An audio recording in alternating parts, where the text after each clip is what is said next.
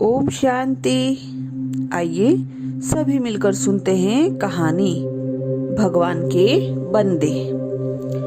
एक बुजुर्ग आदमी बुखार से ठिंडुरता और भूखा प्यासा मंदिर के बाहर बैठा था। तभी वहां पर नगर के सेठ अपनी सेठानी के साथ बहुत ही बड़ी लंबी कार से उतरे। उनके पीछे उनके नौकरों की कतार थी। एक नौकर ने फल पकड़े हुए थे, दूसरे नौकर ने फूल पकड़े हुए थे, तीसरे नौकर ने हीरे और जवाहरात के थाल पकड़े हुए थे, चौथे नौकर ने पंडित जी को दान देने के लिए मलमल के 3 जोड़ी धोती कुर्ता और 5वें ने मिठाइयों के थाल पकड़े हुए थे। पंडित जी ने उन्हें आता देखा तो दौड़ के उनके स्वागत के लिए बाहर आ गए। बोले, आइए आइए सेठ जी, आपके यहाँ पधारने से तो हम धन्य हो गए। सेठ जी ने नौकरों से कहा, जाओ तुम सब अंदर जाके थाल रख दो।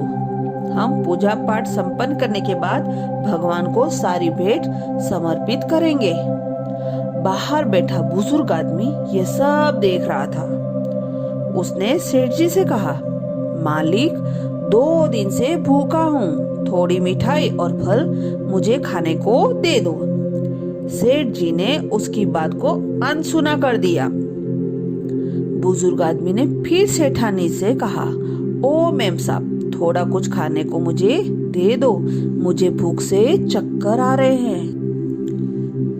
सेठ जी गुस्से में बोले, लो, पूजा से पहले ही टोक लग गई, पता नहीं अब पूजा ठीक से संपन्न होगी भी या नहीं। कितनी भक्ति भाव से अंदर जाने की सोच रहे थे और इसने अड़चन डाल दी। पंडित जी बोले, शांत हो जाइए सेठ जी, इतना गुस्सा मत होइए। अरे क्या शांत हो जाइए पंडित जी, आपको पता है पूरे शहर के सबसे महंगे फल और मिठाइयाँ हमने खरीदे थे प्रभु को चढ़ाने के लिए, और अभी चढ़ाए भी नहीं कि पहले ही अड़चन आ गई। सारा का सारा मूड ही खराब हो गया। अब बताओ, भगवान को चढ़ाने से पहले इसको दे दे क्या? पंडित जी बोले, अरे पागल है ये आदमी, आप इसके पीछे अपना मूड मत खराब कीजिए। सेठ जी चलिए, आप अंदर चलिए, मैं इसको समझा देता हूँ। आप सेठानी जी के साथ जाइए अंदर। सेठ सेठानी बुजुर्ग आदमी को कोसते हुए अंदर चले गए। पंडित जी बुजुर्ग आदमी के पास गए और बोले, जाके कोने में बैठ जाओ, जब ये लोग चले जाएंगे तब मैं कुछ तुमको खाने को दे दूंगा। बुजुर्ग आदमी आंसू बहाता हुआ कोने में बैठ गया।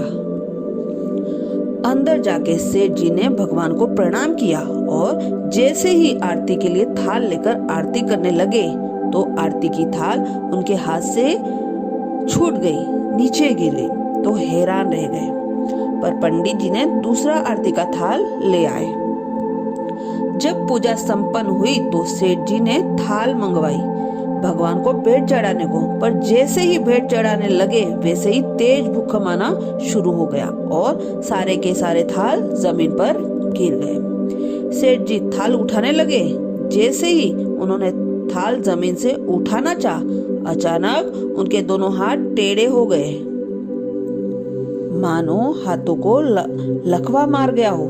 ये देखते ही सेठानी फूट फूट के रोने लगी और बोली, पंडित जी देखा आपने, मुझे लगता है उस बाहर बूढ़े से नाराज होकर ही भगवान ने हमें दंड दिया है। उसी बूढ़े की अड़चन डालने की वजह से भगवान हमसे नाराज हो गए। सेठ जी बोले, हाँ, उसी की टोक लगने की वजह से भगवान ने हमारी पूजा स्वीकार नहीं की। सेठानी बोली, क्या हो गया है इनके दोनों हाथों को? अचानक से हाथों को लगवा कैसे मार गया? इनके हाथ टेढ़े कैसे हो गए? अब मैं क्या करूं? वो जोर जोर से रोने लगी। पंडित जी हाथ जोड़ के सेठ और सेठानी से बोले, माफ करना, एक बात बोलूं, आप दोनों से भगवान उस बुजुर्ग आदमी के कारण से नाराज नहीं हुए, बल्कि आप दोनों के रुष्ट होकर भगवान ने आपको ये दंड दिया है। सेठानी बोली, पर हमने किया क्या है? पंडित जी बोले, क्या किया है आपने? मैं आपको बताता हूँ। आप इतने महंगे उपहार लेकर आए भगवान को चढ़ाने के लिए, पर ये आपने नहीं सोचा कि हर इंसान के अंदर भगवान बसते हैं।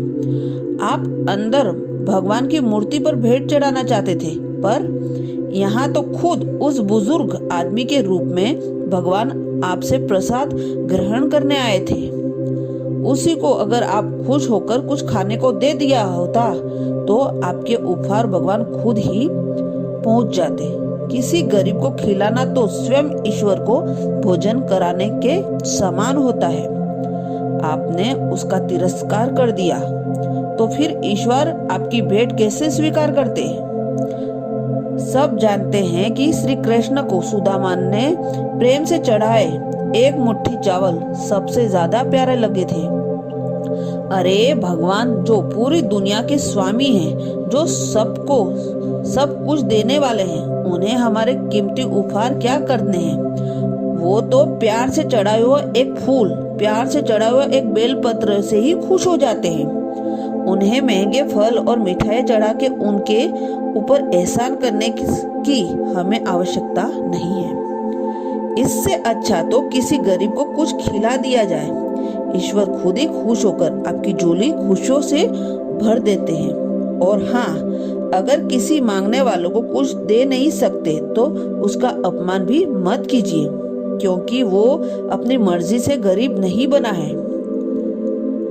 और कहते हैं ना, ईश्वर की लीला बड़ी न्यारी होती है। वो कभी किसी भिखारी को राजा बना देते हैं और कभी किसी को रंक बना देते हैं। कोई नहीं कह सकता कब कौन क्या है। अच्छा, ओम शांति।